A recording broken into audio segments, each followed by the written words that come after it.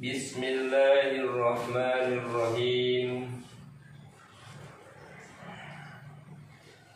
Kisah tangisan baginda Rasulullah sallallahu alaihi wasallam sepanjang malam. Suatu ketika baginda Rasulullah sallallahu alaihi wasallam menangis sepanjang malam. Beliau sholat hingga waktu subuh sambil terus menerus membaca Al-Quran. Dalam surah Al-Maidah ayat 118 yang selalu beliau bacakan ayatnya, A'udzu billahi minasyaitonir rajim. Bismillahirrahmanirrahim. In tu'adzibhum fa innahum 'ibaduk wa in taghfir lahum fa innaka antal 'azizul hakim. Ya Allah, jika engkau azab mereka, terserah engkau. Mereka hamba-hambamu dan engkaulah pemiliknya. Pemilik berhak menghukum hambanya yang bersalah. Jika engkau mengampuni mereka, itu pun terserah engkau. Engkau maha kuasa atas segala sesuatu. Engkau berkuasa memberi ampunan. Engkau maha bijaksana. Maka ampunanmu sesuai dengan kebijaksanaanmu. Diriwayatkan bahwa Imam Abu Hanifah rahmatullah alaih pernah menangis sepanjang malam sambil membaca ayat Wamtazul yawma ayyuhal mujrimun, dan berpisahlah kamu pada hari ini hai orang-orang yang berdosa. Quran surah Yasin ayat ke-59. Maksudnya pada hari kiamat akan dikatakan kepada para pendosa, selama di dunia kalian tidak berkumpul dengan orang-orang yang berdosa. Selama di dunia kalian tidak berkumpul dengan orang-orang yang tidak berdosa, tapi pada hari ini kalian akan berpisah dengan mereka. Mendengar perkataan ayat ini, wajarlah bila seorang menangis karena tidak tahu apakah dia termasuk golongan para pendosa atau golongan orang yang taat.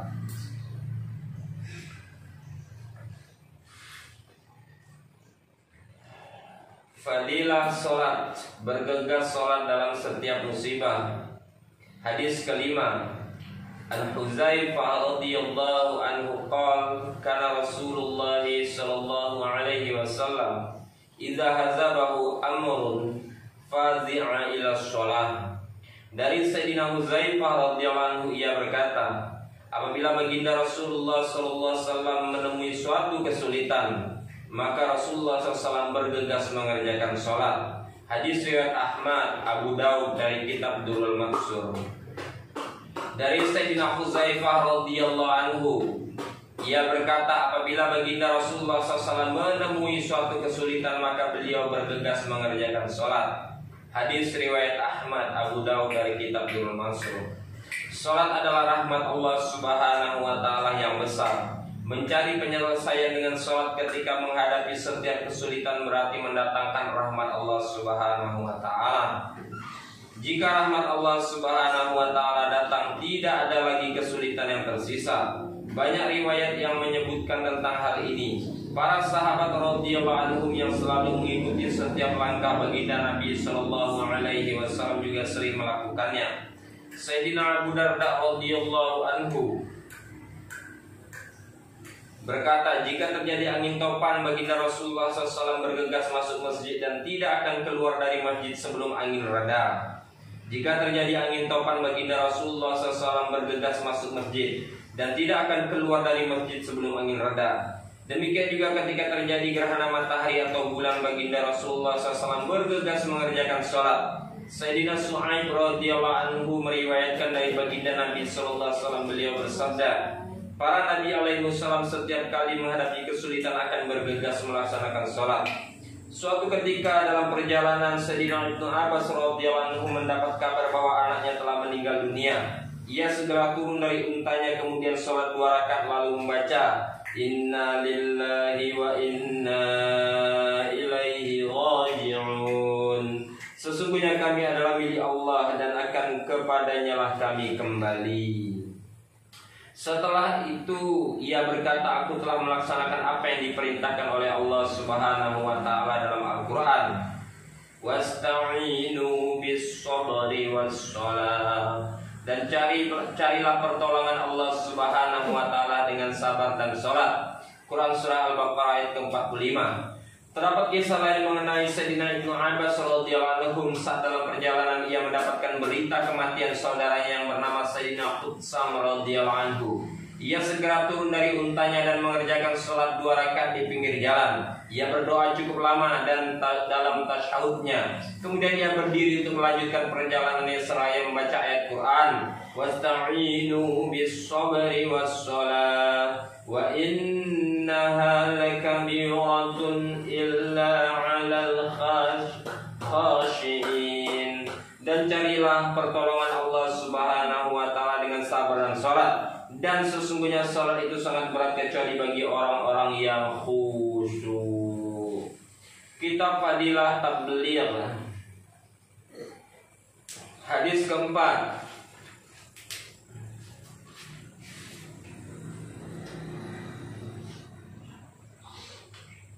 An Jaririn ibni Abdillah radhiyallahu anhu qala sami'tu Rasulullah sallallahu alaihi wasallam yaqul ma min rajulin yakunu fi qaumin ya'malu fihim bil ma'asi yaqdiruna ala an yughayyir alaihi wa la yughayyirun illa asabahumullah bi'aqabin qabla an yamutu.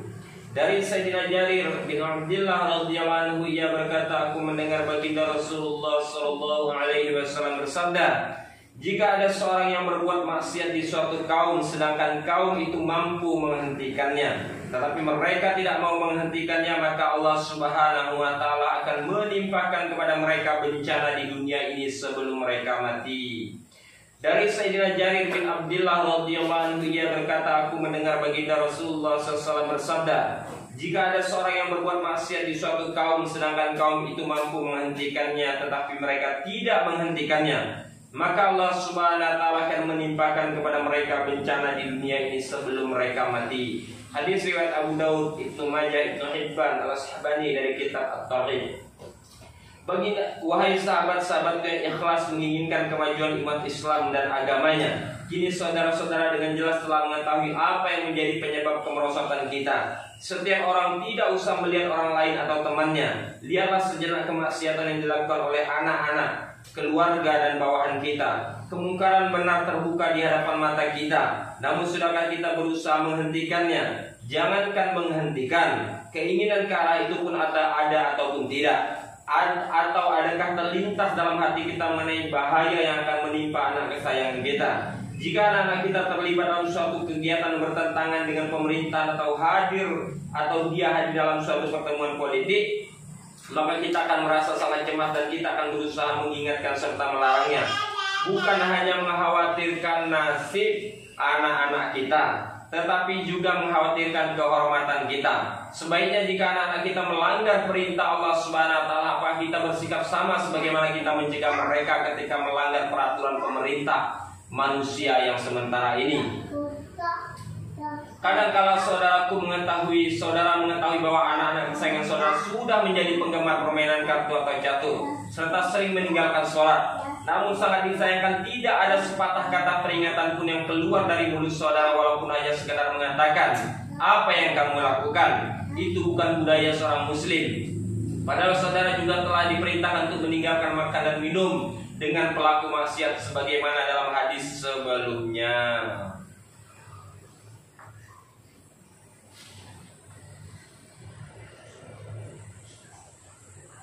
Kitab Fadilah Al-Quran.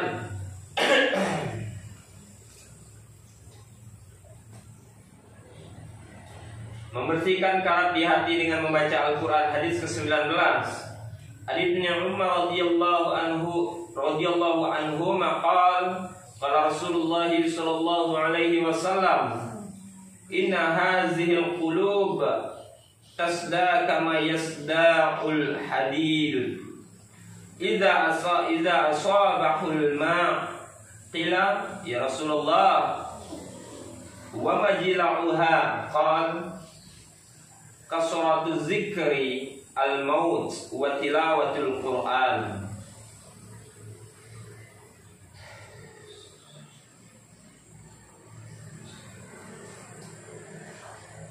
Dari Sayyidina Ibnu Umar radhiyallahu anhu, baginda Rasulullah SAW bersabda, sesungguhnya hati itu berkarat sebagaimana besi berkarat jika terkena air. Sahabat bertanya, ya Rasulullah, apakah pembersihnya? Beliau bersabda, banyak mengingat maut dan membaca Al-Quran. Dari Sayyidina Ibnu Umar radhiyallahu anhu, baginda Rasulullah SAW bersabda, sesungguhnya hati ini berkarat sebagaimana berkaratnya besi jika terkena air. Sahabat bertanya, ya Rasulullah, apakah pembersihnya? Beliau bersabda, banyak mengingat maut dan membaca Al-Quran. Hadis riwayat Baihaqi dari kitab Al-Syu'ab. Faedah banyak berbuat dosa dan lalai dari zikrullah menyebabkan hati berkarat seperti besi yang berkarat bila terkena air. Dengan tilawah Al-Quran dan mengingat maut, hati menjadi bersinar kembali. Hati ibaratkan cermin, semakin kotor semakin redup sinar makrifat yang dipantulkannya.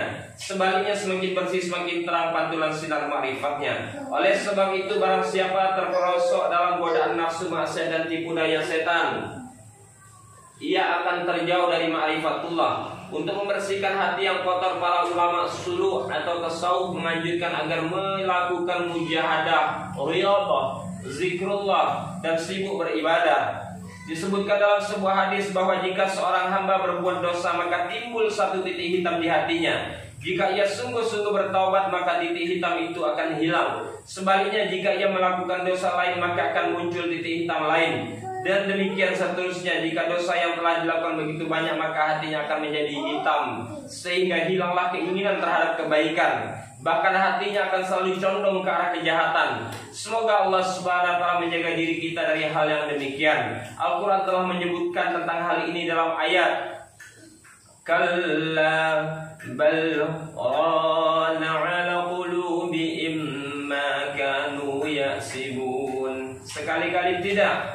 Sebenarnya apa yang selalu mereka usahakan itu menutup hati mereka. Quran surah Al-Mutaffifin ayat ke-14. Baginda Rasulullah SAW bersabda, aku tinggalkan bagimu dua nasihat. Yang satu berbicara, yang lain diam.